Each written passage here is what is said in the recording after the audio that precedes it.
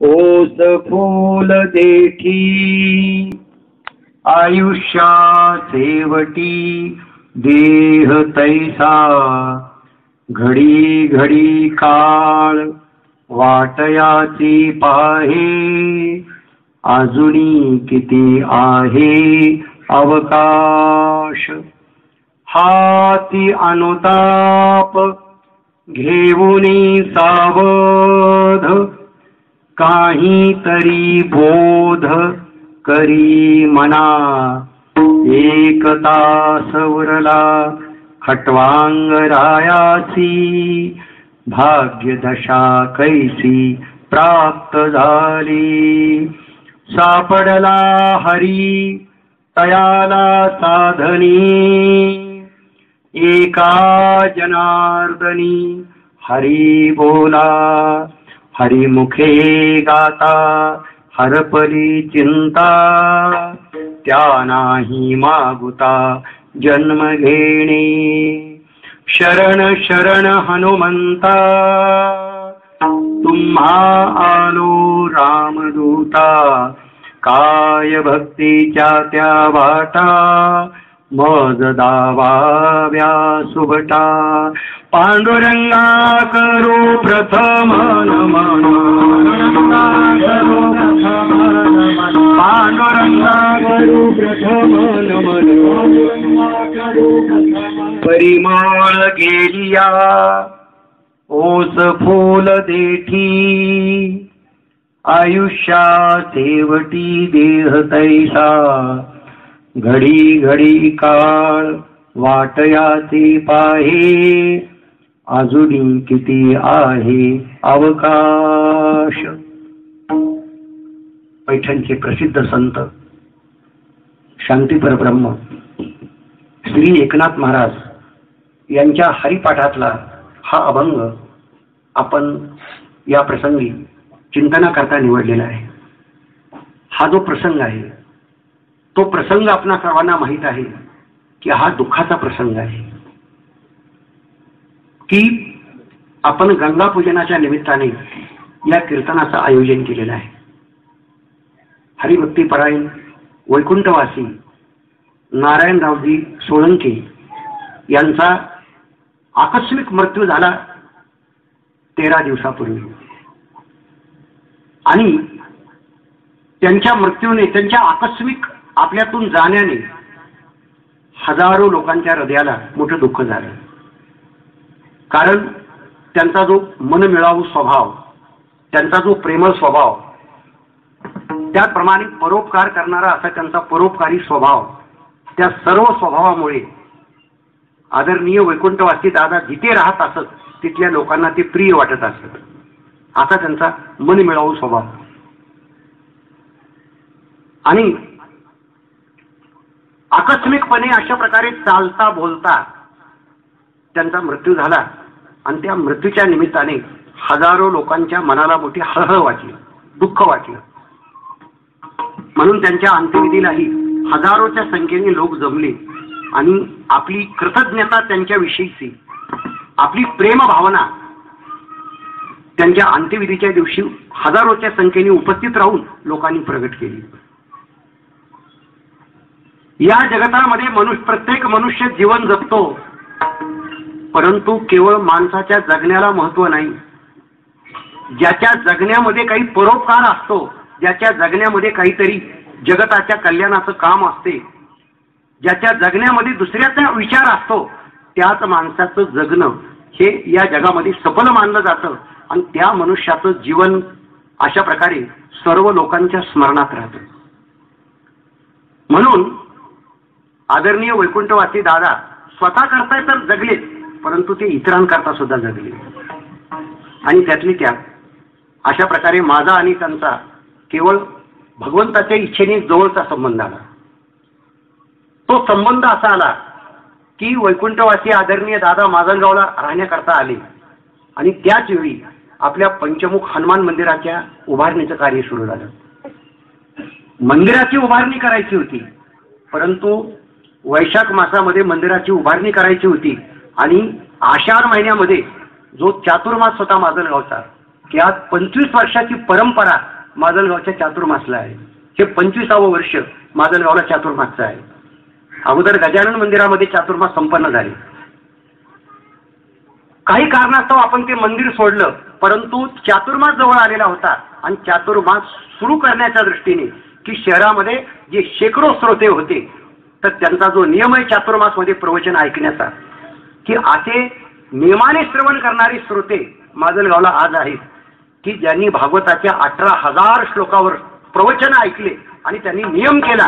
अशा काही भगिनी माजलगावला आहेत, असे काही बंधू आजही माजलगावला आहेत की ज्यांनी एकही प्रवचन सोडलं नाही चातुर्मासचं. 18,000 श्लोक ज्यांनी भागवताचे आपल्या कानाने ऐकले गजानन मंदिरामध्ये. तर असे जे भाविक होते आणि त्यांच्याकरता चातुर्मासचं आयोजन करणं आवश्यक होतं आणि म्हणून अत्यंत तातडीने दुसऱ्या मंदिराच्या कामाला प्रारंभ झाला. अर्थात माजलगावची शेकडो भाविक आपल्या बरोबर होते, परंतु तिथं प्रत्यक्ष थांबून काम करण्याची मोठी जबाबदारी होती आणि बांधकामाचं मलाही काही फारसं ज्ञान नव्हतं किंवा आजही नाही बरं का, तो आपला विषय नाही. मग हे बांधकाम कसं करावं, ते कोणत्या पद्धतीने करावं, त्याचं सगळं ज्ञान माहिती असलेली माणसं त्या कामामध्ये आवश्यक असतात. मग अशा परिस्थितीमध्ये पंचमुख हनुमानजीच्या मंदिराचं बांधकाम सुरू करण्यात आलं. कंपाऊंड सुरुवातीला सुरू करण्यात आलं. गावाच्या बाहेर मंदिर असल्यामुळे सुरक्षा म्हणून प्रथम कंपाऊंड उभा करणं आवश्यक होतं. तर त्या कामासाठी मी दादांकडे गेलो आणि त्यांना विनंती केली की आपण इथे राहता, तर आपल्याला सगळं कामाचं या ज्ञान आहे, बांधकामाचे आपल्याला माहिती आहे, तर आपल्याला एवढं काम उभा राहून करून घ्यावं लागेल. त्यांचे परममित्र असलेले हरिभाऊजी सोळंके, गंगा मसलेकर हेही आज इथं कीर्तनाकरता आलेले. तर त्यांनी सांगितलं की आम्ही अगदी पूर्ण तुम्हाला काम करून देऊ, तुमचा चातुर्मास या ठिकाणी सुरू करून देऊ, पौर्णिमेला बरोबर तुमचा चातुर्मास इथे आम्ही सुरू करून देऊ. मग त्या दृष्टीने त्या कारागिराचं नियोजन, बांधकामाचं नियोजन, बांधकामामध्ये काही कमी अधिक अडचणी आल्याचं सगळं नियोजन त्यांनी तिथं उन्हामध्ये उभं राहून केलं. वैशाख महिन्याचं रखरखत ऊन होतं आणि रात्रंदिवस आम्ही त्या उन्हामध्ये उभे होतो, पण आमच्यापेक्षा जास्त दादा तिथे उभे होते आणि त्यांनी प्रत्यक्ष उभा राहून ते मंदिराचं काम पूर्ण केलं. हॉल तातडीने उभा करण्यात आला, अन्नदानाकरता रूम बांधण्यात आल्या, स्वयंपाकगृह वगैरे तयार करण्यात आलं आणि फक्त 90व्या दिवशी सभा मंडपासहित, खोल्यासहित, कंपाऊंड सहित, गेट सहित अशा प्रकारे 90 दिवसामध्ये एक मंदिर उभा राहिलं. त्याच्यामध्ये त्यांचा फार मोठा सिंहाचा वाटा आहे. आणि या मंदिराच्या कार्यामुळे माजलगाव शहरामध्ये आपल्या सत्संगाला येणारे जेवढे भाविक आहेत हजारोच्या संख्येने, त्या सगळ्यांना आदरणीय दादांचा एक परिचय प्राप्त झाला. सगळे त्यांना अत्यंत आदराने ओळखू लागले की मंदिराच्या बांधकामामध्ये, उभारणीमध्ये त्यांनी फार मोठे श्रम घेतले, सहकार्य केलं, स्वतः उभा राहून ते काम पूर्ण केलं. याबद्दल माजलगाव शहरातल्या शेकडो स्त्रिया पुरुषांच्या ते ओळखीचे वरले, आदर वाटू लागला त्यांच्याबद्दल. मग कधी माजलगावला, कधी आपल्या गावाकडे अशा प्रकारे राहत असत, पण जेव्हा जेव्हा माजलगावला येत असत, 4 दिवस राहत असत, तेव्हा तेव्हा आपल्या मंदिरात सदैव सत्संग चालतो. 4 महिने प्रवचन चालतात. प्रत्येक एकादशीला कीर्तन असते, पौर्णिमेला कीर्तन आणि अन्नदान असते. तर ह्या सगळ्या कार्यक्रमामध्ये जेव्हा जेव्हा ती तिथे माजलगावला असत, तेव्हा तेव्हा ते सहभागी होत असत आणि तिथं जे काही सेवा करणं तिथं आवश्यक आहे ती सेवा ते करीत असत.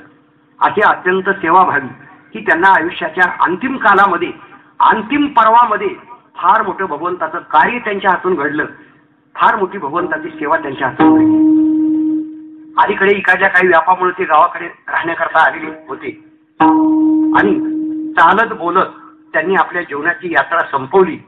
त्यांच्या मृत्यूचा हा समाचार ऐकून अशा प्रकारे माजलगावच्या शेकडो भाविकांना अत्यंत दुःख वाटलं. प्रवचन ऐकायला येणाऱ्या शेकडो स्त्रिया पुरुषांना त्यांच्याबद्दल अत्यंत दुःख वाटलं. आम्हाला एक फार मोठा धक्का बसल्यासारखं वाटलं. मंदिराच्या कार्यामध्ये फार मोठा आधार देणारा या मंदिराचा एक आधारस्तंभ आज आपल्याला सोडून गेला, याचं आमच्याही मनाला दुःख झालं.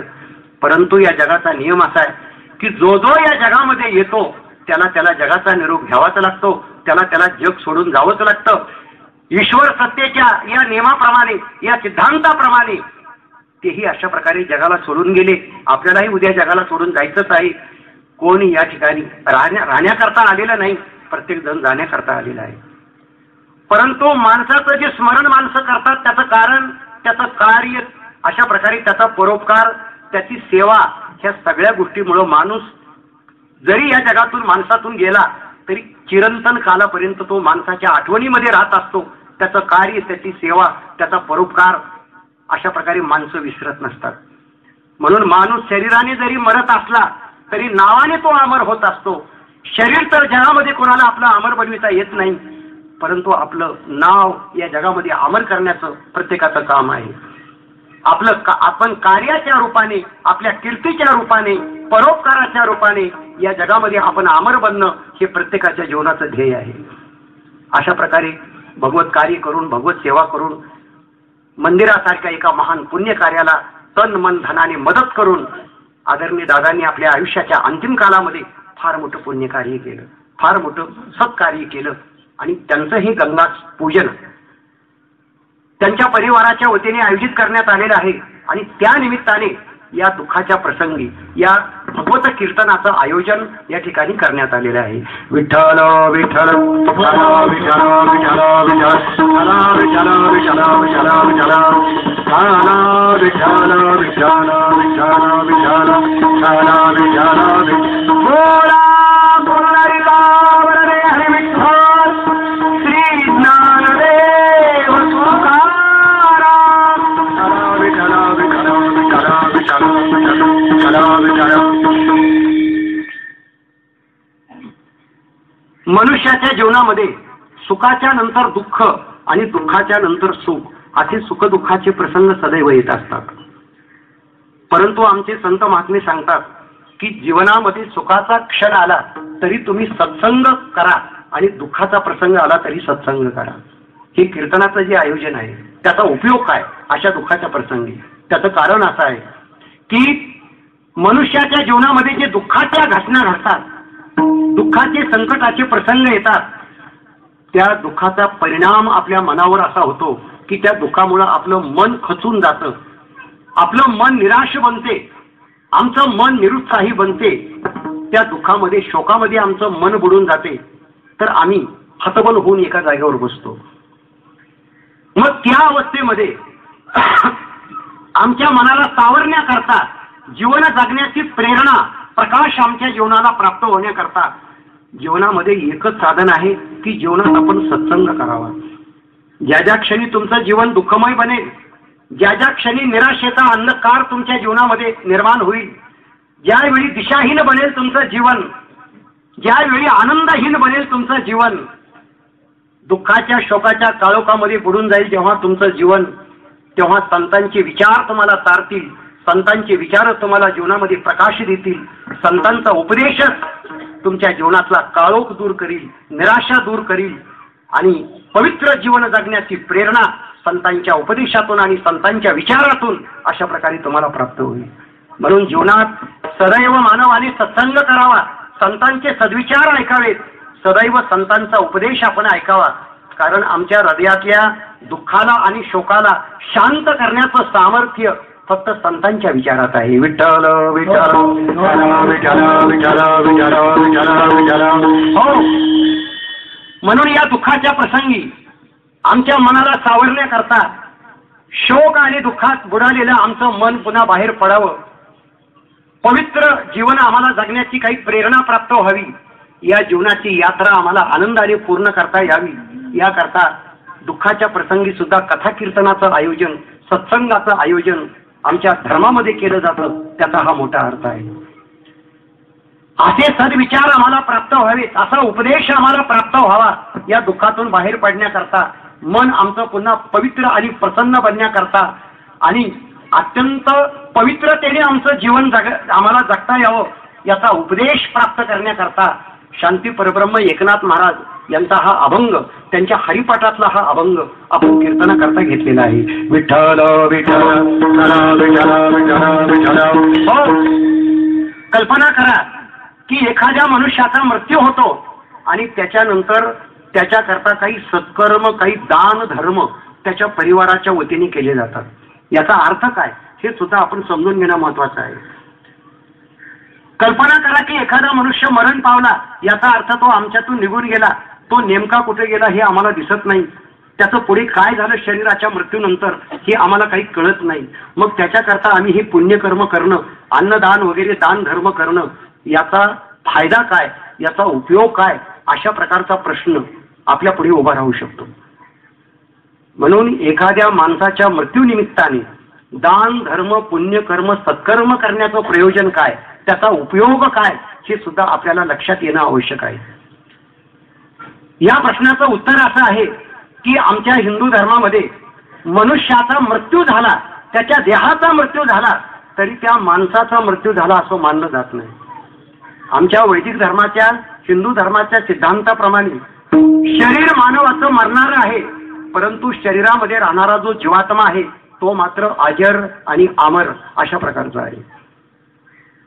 ज्या अर्थाने तुम्ही जीवनाचा मृत्यू मानता त्या अर्थाने जीवनाचा मृत्यू होत नाही. तुम्ही मरत नाहीत, लक्षात घ्या, तुमचं शरीर मरत असते. म्हणून भगवद्गीतेच्या 2ऱ्या अध्यायामध्ये भगवान श्रीकृष्णाने अर्जुनाला उपदेश केला, कारण अर्जुनाला सुद्धा हेच दुःख प्राप्त झालं होतं की या युद्धामध्ये माझ्याकडून हे माझे सर्व संबंधित मारले जातील, त्याचं पाप मला लागेल, किंवा या युद्धामध्ये मला मरावं लागेल, अशा प्रकारचं अशी चिंता अर्जुनाच्या मनात निर्माण झाली होती. म्हणून भगवंतांनी अर्जुनाला उपदेश केला की हे अर्जुन, जगामध्ये 2 गोष्टी आहेत, एक आपलं शरीर आहे आणि दुसरी गोष्ट शरीरात राहणारा आत्मा आहे. शरीर आणि आत्म्याचा विचार केला तर शरीराचं स्वरूप असं आहे की त्याला कोणी जगामध्ये वाचवू शकत नाही. शरीराला वाचवण्याचा प्रयत्न केला तरी शरीर वाचू शकत नाही. जगामध्ये आतापर्यंत मोठे मोठे सामर्थ्यवंत होऊन गेले, पण जगामध्ये कोणालाही आपल्या सामर्थ्याने आपलं शरीर वाचवता आलं नाही, आपल्या शरीराला कोणी अमर बनवू शकलं नाही. याचा अर्थ की शरीराचा स्वभाव असा आहे, शरीराचं स्वरूप असं आहे की स्वभावतः ते मरणारं आहे, स्वभावतः ते नष्ट होणार आहे. या वस्तूला शरीर का म्हणतात त्याची व्याख्या केली शास्त्रामध्ये की शीर येते इति शरीरम, जे स्वाभाविकपणे शीर्ण होत असते, जीर्ण होत असते, त्याला शरीर असं म्हणतात. या शरीराला देह का म्हणतात, देह शब्दाची व्याख्या करतात की दहतीच देह हा, शेवटी त्याचं दहन करावं लागतं, म्हणून याला देह असं म्हणतात. विठ्ठल विठ्ठल विठ्ठल विठ्ठल विठ्ठल. हो, म्हणून गीतेमध्ये भगवान सांगतात अनित्यानी शरीरानी नित्यस्योक्ता शरीरिणः, की हे अर्जुना, हे जे शरीर आहे ते शरीर कुणाचं जरी असलं, ते इंद्रादिक देवतांचं जरी असलं तरी ते शरीर नश्वर आहे, ते नष्ट होणार अशा प्रकारचं आहे, ते मरणार आहे. परंतु शरीरामध्ये राहणारे आपण, शरीरामध्ये राहणारा जीवात्मा, तो जीवात्मा मात्र शरीराच्या मृत्यूने मरत नाही. शरीराचा मृत्यू झाला म्हणजे त्याचा मृत्यू होत नाही. शरीराच्या मृत्यूनंतर सुद्धा तो जीवात्मा जगामध्ये असतो, तो अजरामर स्वरूपामध्ये असतो, कारण जगात त्याचा मृत्यू कोणाकडूनही होत नाही. तो स्वरूपानेच अजर आणि अमर अशा स्वरूपाचा आहे. म्हणून भगवान गीतेमध्ये उपदेश करतात की न जायते म्रियते वा कदाचिन नायं भूत्वा भविता वा न भूयः अजो नित्य शाश्वतोऽयं पुराणो न हन्यते हन्यमाने शरीरे. भगवान सांगतात की अर्जुना, जन्मणाऱ्या शरीरामध्ये जीवात्मा राहतो, पण जीवात्म्याचा जन्म होत नसतो, आणि मरणाऱ्या शरीरामध्ये जीवात्मा राहतो तरी जीवात्म्याचा मृत्यू होत नसतो. जन्मणाऱ्या मरणाऱ्या शरीरामध्ये राहणारा हा जीवात्मा स्वरूपाने मात्र अजर, अजन्मा आणि अमर अशा प्रकारचा असतो. म्हणून मृत्यू जो होतो तो देहाचाच होतो. देहामध्ये राहणारे आपण किंवा तो जीवात्मा, त्याचा मृत्यू कधीही होत नाही. हेच सत्य, हा सिद्धांत जगद्गुरु तुकाराम महाराज एका वचनातून आम्हाला समजावतो. अमर आहा अमर आहा अमर आहा अमर आहा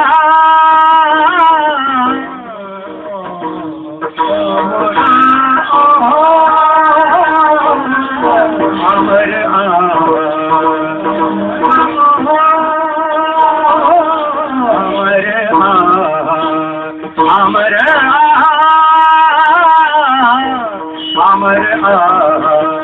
अमर अमर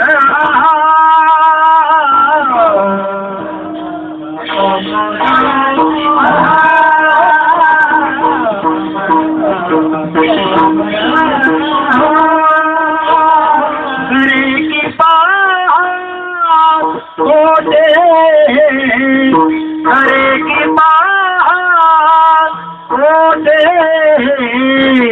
न म्हणा देह माझा न म्हणा देव माझा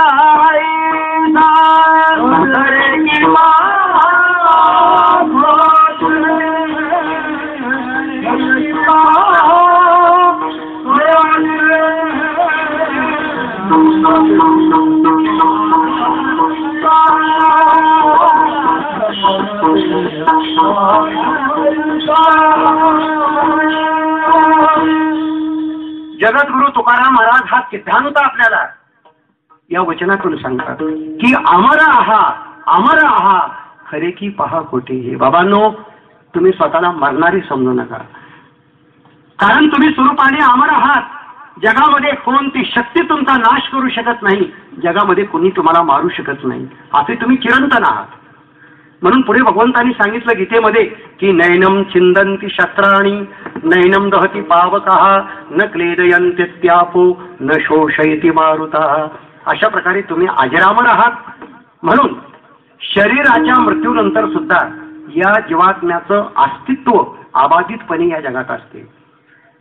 शरीराचा मृत्यू झाल्यानंतर तो जीवात्मा मरत नसतो, तो फक्त शरीराला सोडून जात असतो. एका शरीरातून तो दुसऱ्या शरीराकडे जात असतो. शरीराच्या मृत्यूनंतर जीवात्मा मरत नसतो, तर तो स्थानांतर करत असतो, तो स्थलांतर करत असतो. यालाच आपण मृत्यू असं म्हणतो. परंतु आपल्याला या सिद्धांताचं अज्ञान असल्यामुळे आपण स्वतःला मरणारी समजतो, आपण स्वतःला जन्मणारी समजतो. मरणाचं अत्यंत भय आपण बाळगतो, मरणाचं अत्यंत दुःख आपल्याला वाटतं. त्याचं कारण की आपल्याला या सिद्धांताचं अज्ञान आहे. म्हणून शरीराचा मृत्यू झाला तरी तो जीवात्मा शरीराला जेव्हा सोडून जातो तेव्हा तो त्याच्या अवस्थेमध्ये चिरंतन स्वरूपामध्ये अमर स्वरूपामध्ये तो जगामध्ये असतो. म्हणून त्याच्या शांती करता, त्याच्या सद्गती करता आपण काही पुण्यकर्म करणं, दान धर्म करणं, याचा त्या शरीराला सोडून गेलेल्या जीवात्म्याच्या कल्याणाकरता, सुखाकरता फार मोठा उपयोग होतो. विठ्ठल विठ्ठल विठ्ठल विठ्ठल विठ्ठल विठ्ठल.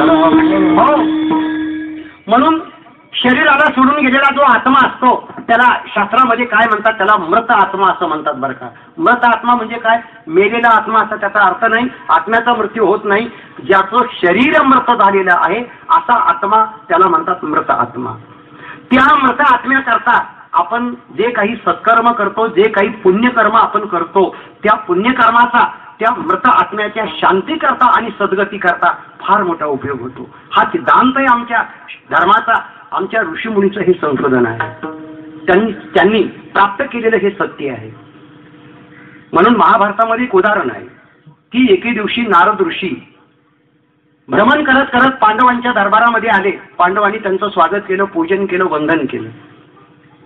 आणि नारदांनी सांगितलं की पांडवांनो, एक अत्यंत महत्वाचा संदेश किंवा निरोप तुमच्याकरता घेऊन मी तुमच्याकडे आलेलो आहे. नारद हे महान योगेश्वर होते.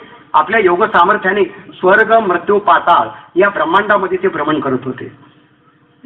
नारद म्हणाले, पांडवांनो, मी भ्रमण करत करत स्वर्गामध्ये गेलो तर त्या ठिकाणी तुमचे पिताजी पंडू महाराज, त्यांची आणि माझी भेट झाली.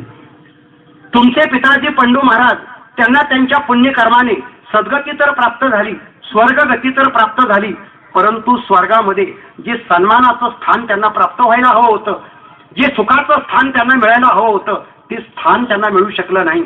आणि म्हणून ते अत्यंत दुःखी आहेत. त्यांना जो सन्मान मिळायला हवा स्वर्गात, तो सन्मान त्यांना मिळत नाही. त्याचं कारण त्यांचं पुण्य कमी पडलेलं आहे. असं नारदांनी पांडवांना सांगितलं. पांडवांना दुःख झालं. मग पांडवांनी विचारलं, महाराज, याकरता काय करता येईल? तेव्हा नारदांनी म्हटलं की पांडवांनो, तुम्ही तुमच्या पिताजींच्या सद्गती करता, त्यांच्या उत्कर्षाकरता तुम्ही एक यज्ञ करा. त्या यज्ञाचं पुण्य तुमच्या पित्याला अर्पण करा. तुमच्या यज्ञाच्या पुण्याने स्वर्गामध्ये निवास करणारे तुमचे पिताजी पंडू महाराज, त्यांना सन्मानाचं स्थान प्राप्त होईल. नारदांनी प्रेरणा दिली आणि नारदांच्या प्रेरणेने मग पांडवांनी भगवान श्रीकृष्णांच्या सहकार्याने फार मोठ्या यज्ञाचं आयोजन केलं. हे महाभारतात आपण ऐकतो. हा यज्ञ का केला पांडवांनी, त्याचं कारण महाभारतामध्ये सांगितलेलं आहे की आपल्या पिताजींच्या सद्गती करता स्वर्गात त्यांना श्रेष्ठ स्थान प्राप्त व्हावं, याकरता त्यांनी तो यज्ञ केला होता. तो यज्ञ त्यांनी केला. त्या यज्ञाचं पुण्य त्यांनी आपल्या पित्याला अर्पण केलं. आपल्या पित्याच्या प्रित्यर्थ तो यज्ञ केला. त्यांचे पिताजी पंडू महाराज, त्यांना महान स्थान स्वर्गामध्ये प्राप्त झालं. याचा अर्थ असा की मनुष्य जे कर्म करतो त्या कर्माचा लाभ, त्या कर्माचं फल ज्याच्याकरता आपण कर्म करतो त्या मृत आत्म्याला नक्कीच प्राप्त होतो, असा आमच्या शास्त्राचा सिद्धांत आहे. आता आजच्या बुद्धिवादी युगामध्ये हे पटवून द्यावं लागेल बरं का आपल्याला. लोक म्हणतील काय सांगता तुम्ही की पंडू महाराज स्वर्गात होते आणि ते नारदांना भेटले आणि त्यांनी सांगितलं की माझ्याकरता यज्ञ करा. ह्या गोष्टी आजच्या बुद्धियोगामध्ये आपल्याला मान्य करता येणार नाही. त्याच्याकरता बुद्धिवादी दृष्टिकोनातून आपल्याला हा सिद्धांत पटवून द्यावा लागेल. त्याच्यातली वास्तविकता अशी आहे, लक्षात घ्या की तुम्ही जे कर्म करता त्या कर्माचं सामर्थ्य काय हे कदाचित तुम्हाला माहित नसेल, पण तुम्ही जे कर्म करता त्या कर्माचं सामर्थ्य फार मोठं आहे. हातात खेळत जरी तुम्ही कर्म केलं तरी त्या कर्माचे जे परिणाम असतात ते परिणाम मात्र अनिवार्य असतात आणि ते केवळ तुमच्यापुरती मर्यादित राहत नसतात. एखादा मनुष्य जे कर्म करतो त्या कर्माचा परिणाम त्याच्या जीवनावर तर होतोच, परंतु एका माणसाच्या कर्माचा परिणाम त्याच्यापुरता मर्यादित राहत नाही, त्याच्या मुलाबाळावर तो परिणाम होतो. त्याच्या कर्माचा परिणाम तो ज्यांच्या कुलामध्ये जन्माला आला अशा प्रकारे त्या पूर्वजांवर, त्या पितरांवर त्या कर्माचा परिणाम होतो आणि पुढच्या 10 पिढ्यापर्यंत आपल्या कर्माचा परिणाम पुढच्या लोकांना भोगावा लागतो. लक्षात घ्या, कर्माचं सामर्थ्य फार आगाध आहे. कर्माचा जो परिणाम आहे तो अत्यंत सखोल आहे, दूरगामी आहे. माऊलींनी ज्ञानेश्वरीमध्ये एक उदाहरण दिलं की जैसा नखाग्री व्याळ लागे तो शिकांत व्यापी वेगे. ज्याप्रमाणे माणसाच्या पायाला जर साप चावला तर पायातलं विष एका क्षणात डोक्यापर्यंत जाऊन पोहोचते, त्याप्रमाणे आपण जे कर्म करता त्या कर्माचा परिणाम तुमच्या पुरता मर्यादित राहत नाही, तुमच्या मुलाबाळापर्यंत त्या कर्माचे परिणाम होत राहतात. कर्माचा परिणाम सुद्धा त्या सर्पाच्या विषासारखा पसरतो बरं का.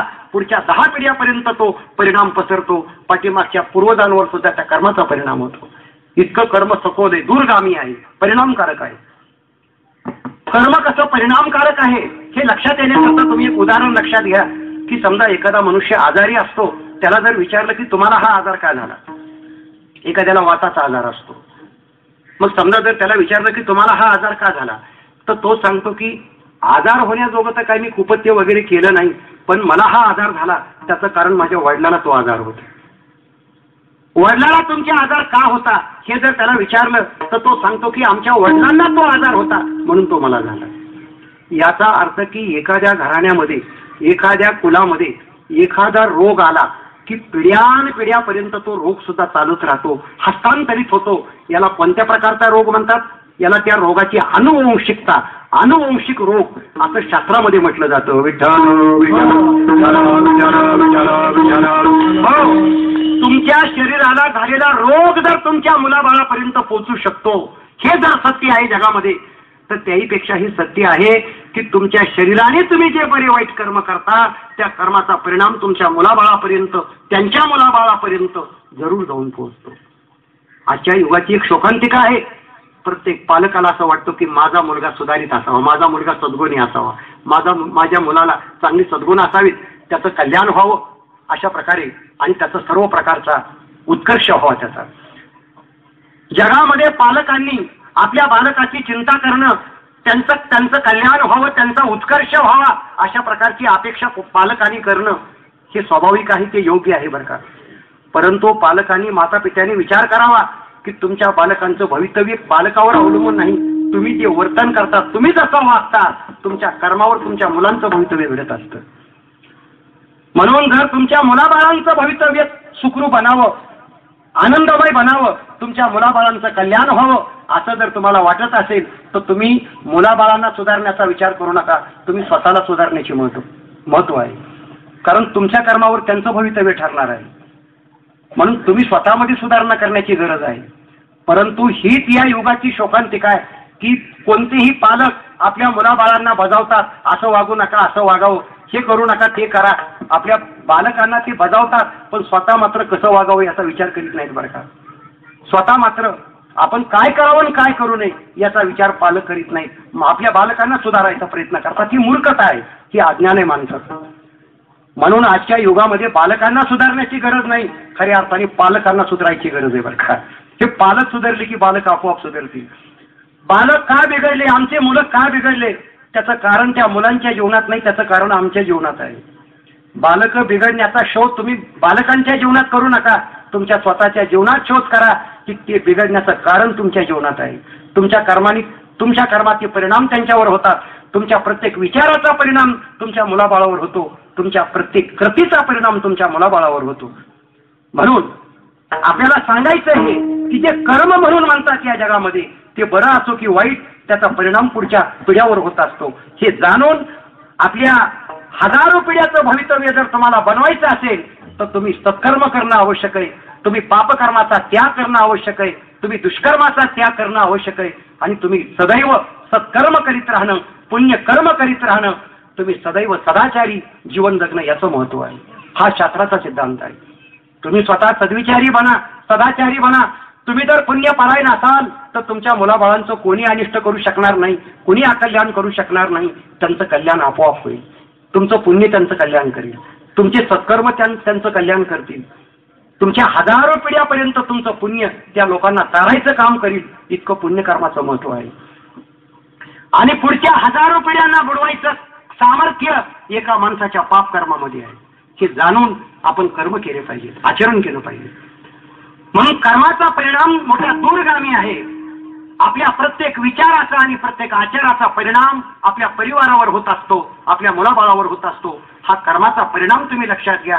याच नियमाप्रमाणे जो शरीराला सोडून गेला तो मृत आत्मा, त्या मृत आत्म्याकरता तुम्ही जे दान धर्म करता, जे पुण्यकर्म करता, त्या पुण्यकर्माने त्या जीवात्म्याला शांती प्राप्त होण्याकरता, सद्गती प्राप्त होण्याकरता फार मोठा लाभ होतो.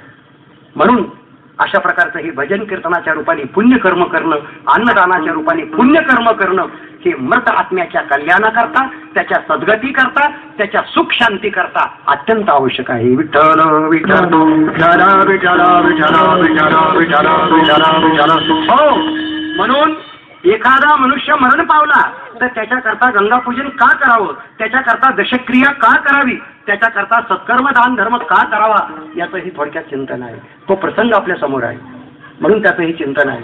आणि अशा प्रसंगी अशा प्रकारे एखाद्या मनुष्याचा मृत्यू झाल्यानंतर त्या मृत्यूच्या घटनेतून आपण आपल्या वर्तमान जीवनाकरता, आपल्या स्वतःकरता काय बोध घ्यावा आपण त्या घटनेतून, याची शिकवण शांती परब्रह्म एकनाथ महाराज या अभंगातून आपल्याला देतात.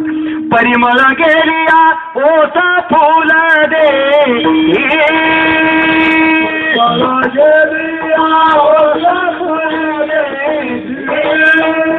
परिमळ गेलिया ओस फुल दे,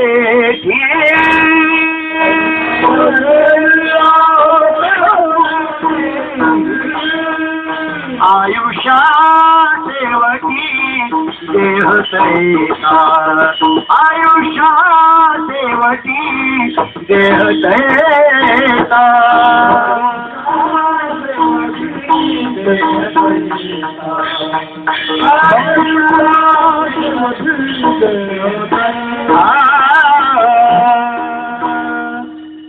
शांती परब्रह्म एकनाथ महाराज या मनुष्य शरीराची जी नश्वरता आहे, जी मरणग्रस्तता आहे, ती आपल्याला समजून देण्याचा प्रयत्न करतात. लक्षात घ्या, या जगतामध्ये आस्तिक असो की नास्तिक, प्रत्येकाला मान्य करावं लागेल असं एकच सत्य या जगात आहे. त्या सत्याचं नाव मरण असं आहे. बोला, जगामध्ये धर्माबद्दल वाद करतील माणसं, देवाबद्दल देव आहे की नाही याचा वाद करतील माणसं, पण जगामध्ये मरण होईल का नाही याचा वाद आहे का? मरणाबद्दल कोणी वाद उपस्थित केला का? की माणूस मरतो कशावरून, मरतो का नाही, हा वाद कोणी करतो का? अर्थात करत नाही. जगातल्या आस्तिकाला नास्तिकाला, जगामध्ये प्रत्येकाला हे सत्य मान्य आहे की जो जो या जगामध्ये जन्माला येतो त्याला मरावं लागतं, त्याला हे जग सोडून जावं लागतं. जीवनाची नश्वरता, शरीराची नश्वरता प्रत्येकाला मान्य करावी लागते. परंतु दुर्दैव असं आहे बरं का, माणसं या शरीरामध्ये येतात परंतु शरीराची नश्वरता ती कधी कधी विसरतात. या जगामध्ये आल्यानंतर या जगातली संपत्ती, सत्ता, ऐश्वर्य, कीर्ती एखाद्या माणसाला प्राप्त होते. त्याचा परिणाम असा होतो की या प्रपंचातल्या, या जगतातल्या प्रपंचामध्ये, परिवारामध्ये तो इतका गुंतून जातो, इतका त्याच्या मोहामध्ये बुडून जातो की आपल्या स्वतःच्या मरणाला तो विसरतो. आपण मरणार आहोत हे तो विसरून जातो बरं का. मनुष्य जीवनामध्ये हेच फार मोठं आश्चर्य आहे की हजारो लोकांचं मरण तुमच्या डोळ्याने तुम्ही पाहता, परंतु तुम्ही स्वतःचं मरण लक्षात घेत नाही. आपलं मरण आपल्या लक्षात येत नाही. मीही एके दिवशी मरणार आहे, या जगाला सोडून मीही जाणार आहे, हे सत्य तुम्ही समजून घेत नाही. जीवनाचं एक फार मोठं दुर्दैव आहे. एक काळ आमच्या धर्मामध्ये असा होता, ज्या क्षणी जीवाचा जन्म होत असे त्या क्षणी मरणाचा सुद्धा विचार केला जात असे. म्हणून जेव्हा परीक्षितीचा जन्म झाला, पांडवांच्या वंशाला पल्लवित करणारा त्या वंशाचा एक आधार भगवंताच्या कृपेने जेव्हा जन्माला आला, तर पांडव प्रसन्न झाले. त्यांनी व्यासांना भविष्य विचारलं, त्याच्या जन्माबद्दल तर विचारलं, जीवनाबद्दल तर विचारलं, पण सांगितलं महाराज आमचा हा वंशज त्याचा मृत्यू कसा होईल. पहा, जन्माला आल्याबरोबर पांडवांनी त्या जीवाच्या मृत्यूचा विचार केला. पांडवांनी विचारलं आमच्या या संतानाचा मृत्यू कसा होईल, तर व्यासांनी गंभीर चेहरा करून सांगितलं की पांडवांनो, तुमचा हा संतान महान ईश्वर भक्त असेल, धर्मात्मा पुण्यात्मा असेल, पण त्याचा मृत्यू मात्र चांगला होणार नाही, त्याला अपघाती मृत्यू प्राप्त होईल. हे सांगितलं बरं का त्याच्या जन्माच्या प्रसंगी भगवान व्यासांनी सांगितलं. पांडव दुःखी झाले. अरे, आमच्या या संतानाला जर असा अपघाती मृत्यू येणार असेल तर तो अपघाती मृत्यू दुर्गतीला कारण असतो, मग हे फार वाईट आहे. परंतु नंतर व्यास म्हणाले, पांडवांनो, सर्पदंशाने या बालकाचा मृत्यू होईल, परंतु मृत्यूच्या वेळी हा बालक एका संत पुरुषाची शरणागती करील. एक संत महात्मा भगवंताच्या कृपेने त्या मरणाच्या वेळी त्याला भेटेल आणि त्याला मृत्यूपूर्वी भगवंताच्या कथेचा उपदेश करील आणि त्याचा लाभ तो त्या अपघाती मृत्यूतून मुक्त होईल आणि त्याला भगवंताची प्राप्ती होईल, त्याला मोक्ष प्राप्ती होईल. हे सुद्धा भविष्य पांडवांना व्यासांनी सांगितलं होतं. पहिल्या स्कंदामध्ये हे सर्व वर्णन आहे. अशा प्रकारे म्हणून एक काळ आमच्या देशामध्ये धर्मामध्ये असा होता की जन्माच्या बरोबर मृत्यूचा विचार केला जात असे. आज मात्र जन्माचाच विचार करतात माणसं, मरणाला विसरून गेले बरं का माणसं. आज समाजाच्या सर्व क्षेत्रामध्ये माणसं इतके उन्मत्त का बनले, माणसं एवढी अविचारी का बनले, माणसं इतके दुराचारी का बनले, त्याचं कारण एकच आहे की आपल्या मरणाला ते विसरून गेले. आपण मरणार आहोत या सत्याला ते विसरून गेले. म्हणून माणसं इतके अविचारी बनले या जगामध्ये, म्हणून माणसं इतके उन्मत्त बनले या जगामध्ये. त्याचं कारण हेच आहे, फक्त जन्माचा विचार करतात माणसं.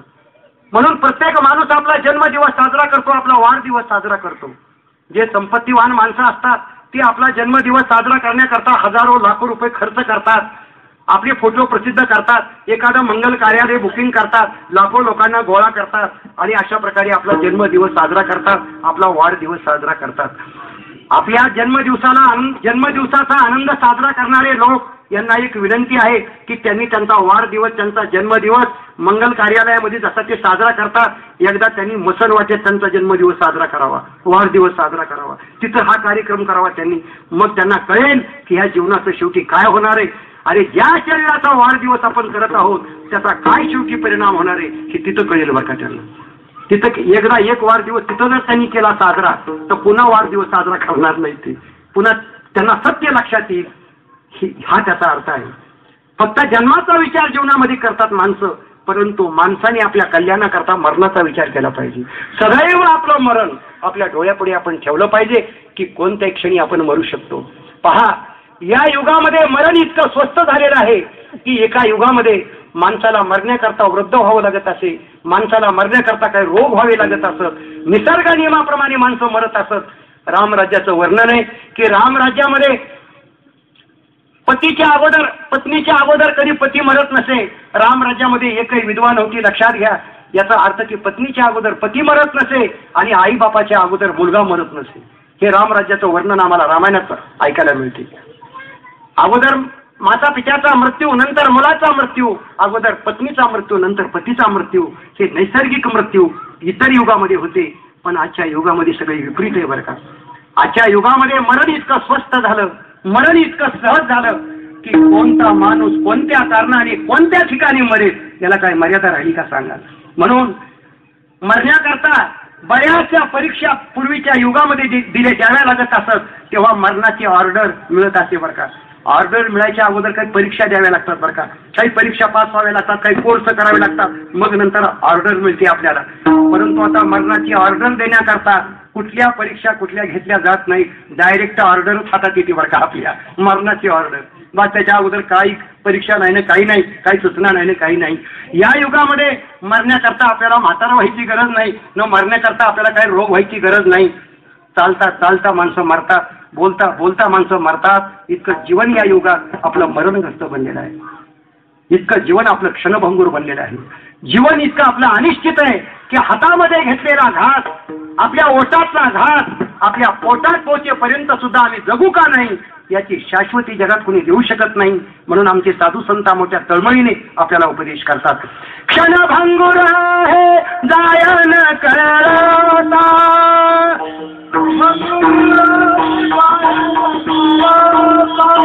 क्षणभंगूर है जायन करता,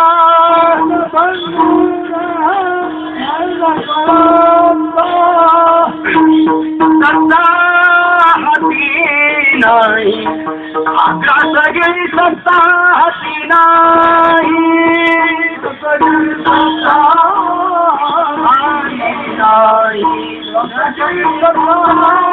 हाती नाही, परिमळ गेल्या क्षणभंगुर हे जाय न कळता, ग्रास गिरी सत्ता हाती नाही.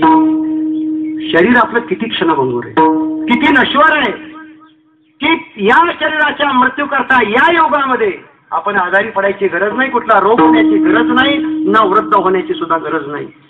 या युगामध्ये जसे वृद्ध मरतात तसे जन्माला आलेले बालक मरतात. या युगामध्ये जसे रोगी मरतात, पण या युगाचं दुर्दैव की निरोगी सुद्धा मरतात. हे या युगाचं मोठं दुर्दैव आहे. म्हणून या युगात आपल्या मृत्यूबद्दल फार मोठी सावधता जीवनात असणं आवश्यक आहे, जागरूकता जीवनात असणं आवश्यक आहे. म्हणून मनुष्य जिवंत असताना अशा प्रकारे अविचारी बनतो, उन्मत्त होतो. या जगात या सत्ता संपत्तीने ऐश्वर्याने तो इतका मूढ बनतो की आपल्या मरणाला तो विसरून जातो.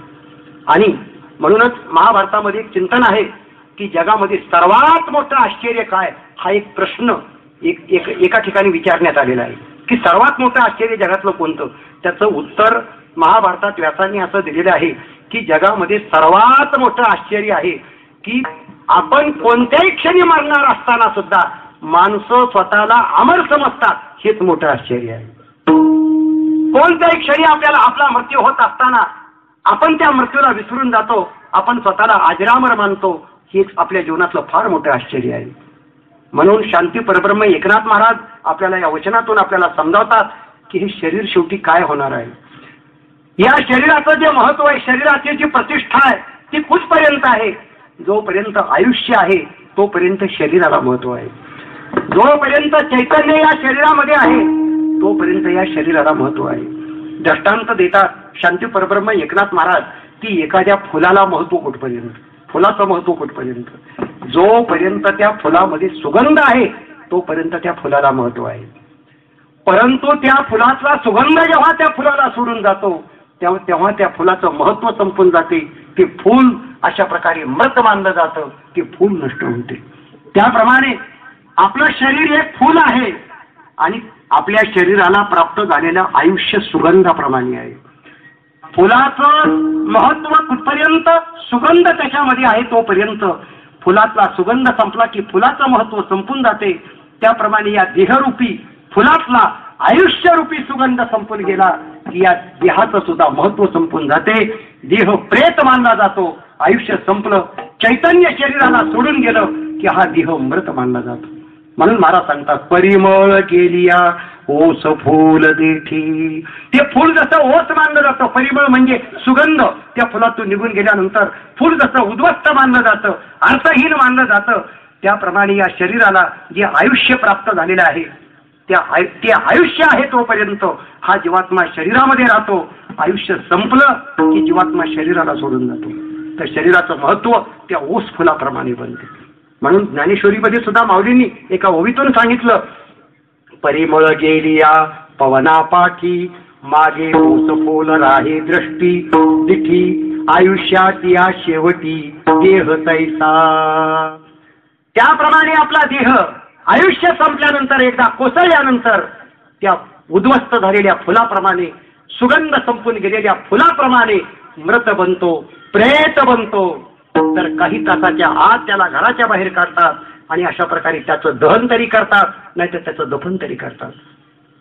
ज्या देहाचा अभिमान हा जीव बाळगतो, ज्या देहाच्या सुखाकरता हा माणूस पापपुण्याचा विचार करत नाही, धर्म अधर्माचा विचार करत नाही, तो देह तरी तुमच्या जवळ शेवटी राहणार आहे का? तो देह तरी किती दिवस तुमच्या जीवनात टिकणार आहे?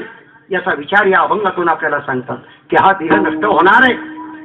सुगंध गेलेल्या फुलाप्रमाणे हा देह आयुष्याच्या शेवटी नष्ट होणार आहे. आयुष्या शेवटी देह तैसा. म्हणून जन्माला आलेला देह अत्यंत वेगाने मरणाच्या दिशेने जात आहे. एका एका क्षणाने, एका एका दिवसाने तो मृत्यू आपल्या जवळ येत आहे. एक एक क्षण आमच्या आयुष्याचा मृत्यू करून नष्ट होत आहे. आणि म्हणून आपलं आयुष्य किती संपलं, किती राहिलं हे आपल्या जरी स्मरणात नसलं तरी तो मृत्यू सदैव तुमच्या आयुष्याकडे लक्ष ठेवू नये की तुमचं किती आयुष्य संपलं आणि किती उरलं, याच्याकडे त्या मृत्यूचं संपूर्ण लक्ष आहे. म्हणून नाथ महाराज सांगतात, घरी घरी काळ वाटयाची पाहे,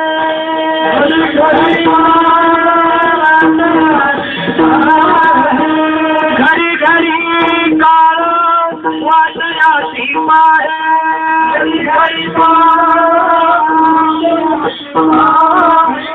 अजून किती आहे अवकाश, अजून किती आहे अवकाश.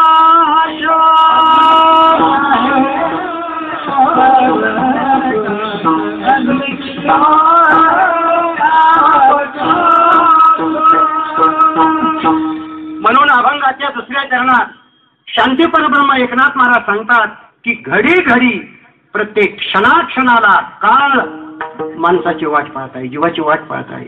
घडी घडी म्हणजे क्षणोक्षणाला काळ वाट पाहत आहे. काळ म्हणजे मृत्यू, तो प्रत्येकाची वाट पाहत आहे की कोणत्या जीवाचं आयुष्य किती संपलं आणि किती उरलं, याच्याकडे मृत्यूचं पूर्ण लक्ष आहे. याचा अर्थ असा की जीव जरी मरणाला विसरला, माणूस जरी मरणाला विसरला, तरी मरण माणसाला विसरत नाही. हे लक्षात घ्या. मरणाला आपली आठवण आहे. आपल्याला जरी मरणाची आठवण नसली तरी आपल्या मरणाला आपली आठवण आहे की आपलं किती आयुष्य संपलं, किती उरलं, याच्याकडे रात्रंदिवस त्या मरणाचं लक्ष आहे, त्या काळाचं लक्ष आहे. माणसं आपला मृत्यू दूर समजतात, हे माणसाचं अज्ञान आहे. मृत्यू दूर नाही बाबांनो. या शरीराच्या सर्वात जवळ जर कोण असेल तर मृत्यूच आहे बरं का. शास्त्राचं वचन आहे की नित्यम सन्निहितम मृत्यू हो कर्तव्यो पुण्य संग्रह. की रात्रंदिवस हा मृत्यू शरीराच्या जवळ आहे. मृत्यू इतका शरीराच्या जवळचं दुसरं कोणी नाही. म्हणून जीवाचं कर्तव्य आहे की त्यांनी आपल्या सद्गती करता शरीराच्या मृत्यूनंतर त्याने पुण्यकर्म करत राहणं, त्याने परोपकार करत राहणं, हे माणसाचं कर्तव्य आहे. मृत्यू सर्वात जवळ आहे आणि आपण समजतो की मृत्यू दूर आहे. प्रत्येकाला असं वाटतं ठीक आहे त्या माणसाचा मृत्यू झाला पण मला आणखी चिंता करायचं कारण नाही, कारण माझ्यात काही शरीरामध्ये काही बिघाड नाही, कुठला आजार मला नाही, कुठला रोग मला नाही, आणखी मला जेवण जातं 3 टाइम, चांगल्या प्रकारे झोप लागते, माझा मृत्यू अजून दूर आहे. बाबांनो, मरण्याकरता शरीराला रोग होण्याची काही गरज आहे असं नाही, किंवा तुमचं जेवण एका वेळेवर आलं म्हणजेच मृत्यू होतो असंही नाही. 4 टाइम जेवणारी माणसं मरतात, न जेवणारी मरतात बरं का. निरोगी माणसं मरतात, रोगी माणसं मरतात. इतका मृत्यू अनिश्चित आहे.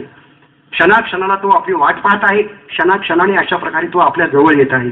मरणाला कधी दूर समजू नका, मरण सदैव आपल्या बरोबर आहे.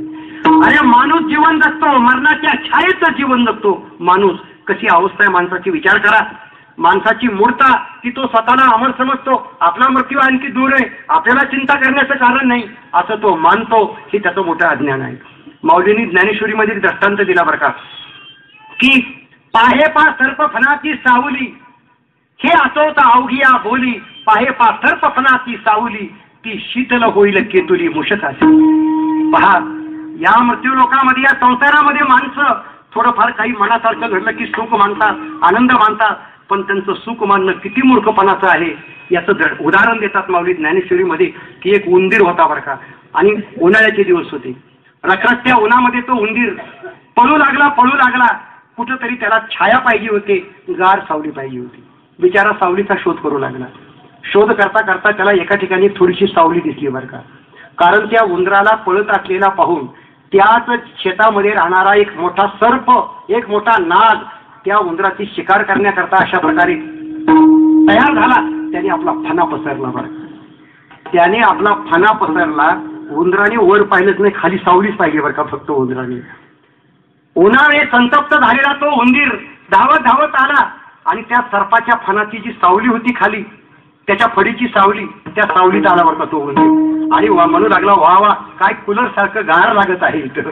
त्याच्यात आनंद मानू लागला बरं का. कशात? त्या सर्प फणाच्या सावलीमध्ये तो स्वतःला आराम मानू लागला. वा वा काय थंड लागत आहे, काय अशा प्रकारे शीतलता वाटत आहे. आणि तिथं तो आराम करू. आता आपण असं तरी ठरवलं, आता इथून आराम करू, ऊन संपेपर्यंत इथून जायचंच नाही, चांगली सावली मिळाली. सांगा, सापाच्या फणाच्या सावलीचा आश्रय जर उंदराने केला तर ती सापाची सावली त्याला सुखकारक होईल का? कधीही सुखकारक होणार नाही. ती सावली त्याच्या विनाशाला कारणीभूत ठरते. त्या उंदराला क्षणात तो सर्प नष्ट करतो. त्याप्रमाणे जीवाची अवस्था आहे की रात्रंदिवस हे शरीर मृत्यूरूपी सर्पाच्या फणाखाली जगत आहोत आपण. कोणत्या क्षणी हा मृत्यूरूपी सर्प आपला दंश करील या शरीराला याची मर्यादा नाही. तरी माणसं संसारातल्या सुखात थोडेफार सुख मिळाले की उड्या मारतात, आनंद साजरा करतात. मला सुख मिळालं, मला लाभ झाला, आनंद मानतात. ही माणसाची मूर्खता आहे. ही माणसाची मूर्खता आहे. माणसाची अवस्था कशी आहे पहा. पुन्हा दुसरं उदाहरण दिलं माऊलींनी ज्ञानेश्वरीमध्ये की बेडूक सापे गिळीजत आहे उभा की तो मासिया वेटाळी जिभा. कल्पना करा, एक बेडूक आहे आणि पाठीमागून त्या बेडकाला एका सापाने गिळलं बरं का. मोठा बेडूक होता आणि त्याचा पाठीमागचा भाग तर सहजासहजी त्या सापाने गिळला. पण बेडकाची जी कातडी असते ती जरा जाड असते बरं का, म्हणून त्याच्या कातडीला लवकर संवेदना प्राप्त होते. जरा लेट करंट असतो बरं का बेडकाला, त्याला लवकर करंट बसत नाही, लेट करंट असतो तो. सापाने अर्ध शरीर त्याचं गिळलं तरी त्याला त्याचं भान नाही आणि पुढच्या माश्या पकड्याकरता तो जीभ लांब करीत आहे बरं का. त्याचं लक्ष माश्यावर आहे. ह्या माश्या मी पकडीन, त्या माश्यांचं मी भक्षण करीन. आणि पाठीमागून हळूहळू सापाने तो गिळला जात आहे आणि पुढे हा माश्या पकडण्याच्या प्रयत्नामध्ये आहे. तो त्याचा जसा मूर्खपणा आहे. त्याप्रमाणे हे माणसाचं जीवन सुद्धा बेडकाप्रमाणे पाठीमागून मृत्यूरूपी सापाने या जीवनाला गिळून टाकलं आणि माणसं पुढेच अशा प्रकारे प्रयत्न करतात की हे मला कसं मिळेल, सत्ता मला कशी मिळेल, संपत्ती मला कशी मिळेल, धन मला कसं मिळेल, द्रव्य मला कसं मिळेल. त्या बेडकाप्रमाणे माणूस त्या माशा पकडायला प्रयत्न करीत आहे. पाठीमागे विसरूनच गेला बरं का की आपल्याला मृत्यूरूपी सापाने गिळलेलं आहे. ही माणसाची मूर्खता आहे. ही माणसाची मूर्खता आहे. अशा प्रकारे जीवनाची नश्वरता आपण समजून घ्यावी आणि वेळीच आपण जागा व्हावं. आणि या मृत्यूला सामोरं जाण्याकरता जो महान दुःखाचा आघात होणार आहे मृत्यूच्या वेळी या आत्म्यावर, त्या दुःखाचा आघात टाळण्याकरता आम्ही जागा व्हावं, आम्ही सावध व्हावं आणि आमच्या मनाला काहीतरी बोध करावा. अशा प्रकारचा उपदेश शांती परब्रह्म एकनाथ महाराज करतात. हाती अनुताप घेऊन सावध, हाती अनुताप घेऊन सावध, काहीतरी बोध करी माना,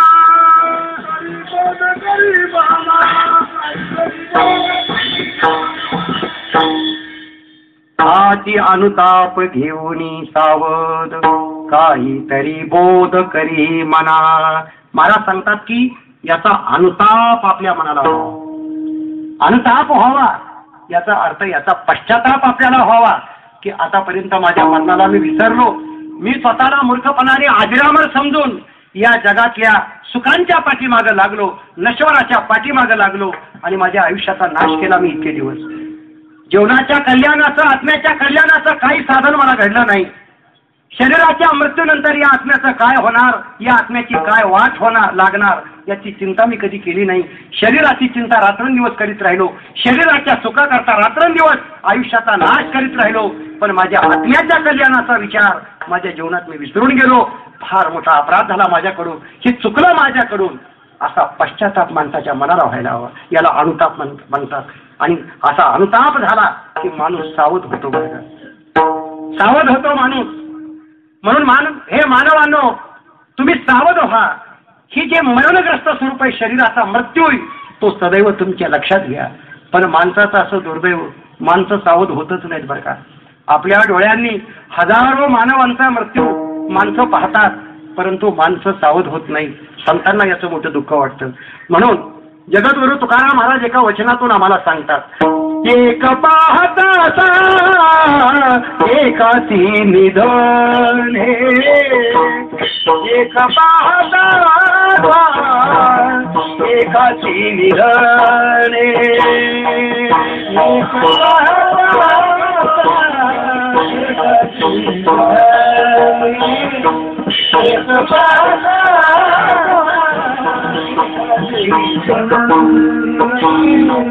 सावधान्या गुणे काय नावा सावधान्या गुणे काय नावा एक पाहता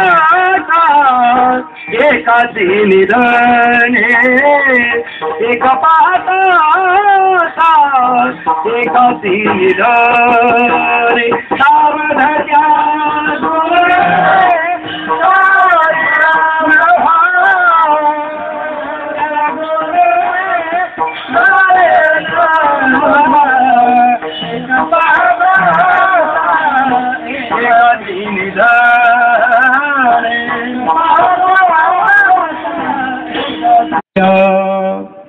ओस फूल देठी आयुष्या शेवटी देह तैसा घडी